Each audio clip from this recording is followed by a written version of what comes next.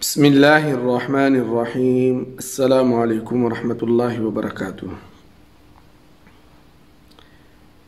حضرت صدیق اکبر رضی اللہ تعالیٰ عنہ کے مناقب اور فضائل تو بے شمار ہے۔ جیسے اللہ رب العزت نے اپنے محبوب حضرت نبی کریم صلی اللہ علیہ وسلم کو ہر عیب سے پاک پیدا فرمایا، اسی طرح اللہ رب العزت نے سب سے پہلے ایمان لانے والے اور سب سے پہلے نبی کریم صلی اللہ علیہ وسلم کی تصدیق کرنے والے حضرت ابوبکر صدیق رضی اللہ تعالیٰ عنہ کو بھی حسب و نسب کے تمام عیوب سے اللہ تعالیٰ نے پاک فرمایا اور یہ پاک پیدا ہوئے۔ حضرت ابوبکر صدیق رضی اللہ تعالیٰ عنہ ان تمام عیوب سے پاک پیدا ہوئے۔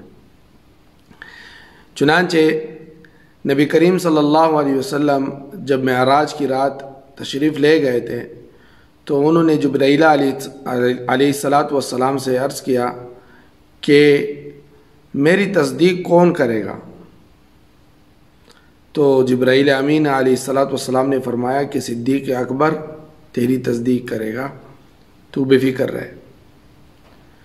تو حضرت ابوبکر صدیق رضی اللہ تعالیٰ عنہ کو عتیق بھی کہا جاتا ہے۔ عتیق کے معنی ہے آزاد کرنے کے، آزادی کے۔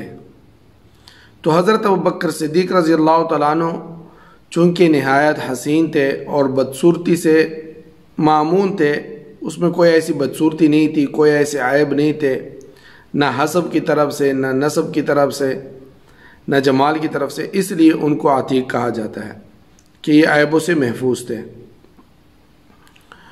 اور نبی کریم صلی اللہ علیہ وسلم نے بھی حضرت ابوبکر صدیق رضی اللہ تعالیٰ عنہ کو یہ خطاب عطا فرمایا تھا، انت عتیق من النار، عتیق الرحمن من النار، کہ تو رحمان اللہ تعالیٰ کے عذاب یعنی آگ کے عذاب سے آزاد ہے، جہنم کے عذاب سے آزاد ہے، اور اللہ تعالیٰ کی رضامندی آپ کو ہمہ وقت حاصل ہے، اس لیے آپ کو عتیق کہلایا۔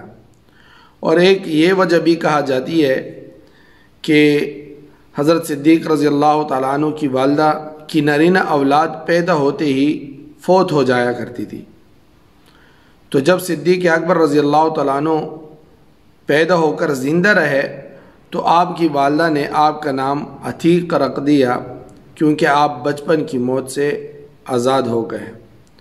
تو اللہ رب العزت نے اپنے محبوب کو ایسے ساتھیوں سے نوازا جو وہ خود بھی عیبوں سے پاک تھے۔ اللہ تعالی ہمیں ان کے نقش قدم پر چلنے کی توفیق نصیب فرمائے۔ والسلام علیکم ورحمۃ اللہ وبرکاتہ۔